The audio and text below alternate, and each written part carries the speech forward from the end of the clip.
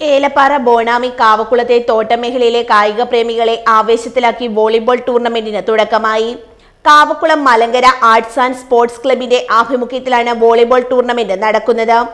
5 ദിവസങ്ങളിലായാണ് Elappara Bonami കാവക്കുളത്ത് volleyball tournament നടക്കുന്നത്. എല്ലാ ദിവസവും വൈകുന്നേരമാണ് മത്സരങ്ങൾ നടക്കുക. ജില്ലയ്ക്ക് അകത്തുനിന്നും പുറത്തുനിന്നുമുള്ള പ്രമുഖ ടീമുകൾ മത്സരത്തിൽ പങ്കെടുക്കും. കാവക്കുളത്തെ മൈതാനത്തിന് പ്രത്യേകം തയ്യാറാക്കിയ വേദിയിൽ വെച്ചാണ് മത്സരങ്ങൾ നടക്കുക.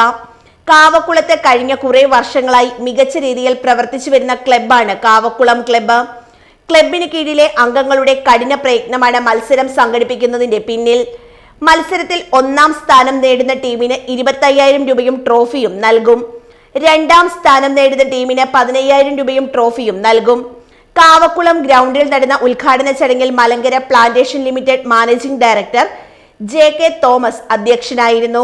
സംസ്ഥാന labour commissioner Arjun Pandian IAS volleyball tournament ഉദ്ഘാടനം ചെയ്തു.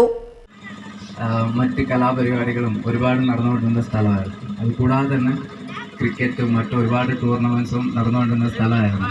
അപ്പോൾ ആ ഒരു സ്ഥലത്ത് ഇപ്പം അധികം നടക്കുന്നില്ലല്ലോ എന്ന് ആലോചിച്ചുകൊണ്ടിരിക്കുമ്പോഴായിരുന്നു നമ്മുടെ പിള്ളേരെല്ലാവരും വിളിച്ചത്. അപ്പോൾ വിളിച്ചപ്പോൾ എനിക്ക് വളരെ സന്തോഷം തോന്നി. അപ്പോൾ പാപ്പ എന്തായാലും വന്നിരിക്കും എന്ന് ഉറപ്പ് ഞാൻ കൊടുത്തു. ഇതിന് വരാനും സാധിച്ചു. അപ്പം ഇത് ഓർഗനൈസ് ചെയ്ത ഇപ്പോഴത്തെ തലമുറയിലെ എല്ലാ കുട്ടികൾക്കും, ചെറിയ കുട്ടികളോട്ട് വലിയ കുട്ടികൾക്ക് എല്ലാവർക്കും എൻ്റെ ആശംസകൾ അറിയിച്ചു കൊള്ളുന്നു. ഇതൊരു നല്ലൊരു വിജയം ആയിരിക്കും എന്നുള്ളത് യാതൊരു സംശയമില്ല. കാരണം ഇന്നത്തെ ഈ പ്രോഗ്രാം കണ്ടു കഴിഞ്ഞാൽ തന്നെ മനസ്സിലാവും. ചുരുങ്ങിയ ഒരു സമയം കൊണ്ട് ഒരുപാട് ആൾക്കാരെ കണ്ട് അവരെ കൊണ്ട് പറ്റുന്നത്ര.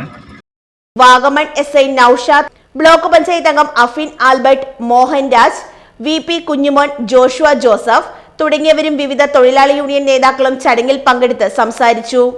Club president Naveen M, vice president Rajesh S, treasurer Sam V, joint secretary Anand, Edwin എന്നിവർ നേതൃത്വം വഹിച്ചു. News bureau, Elappara.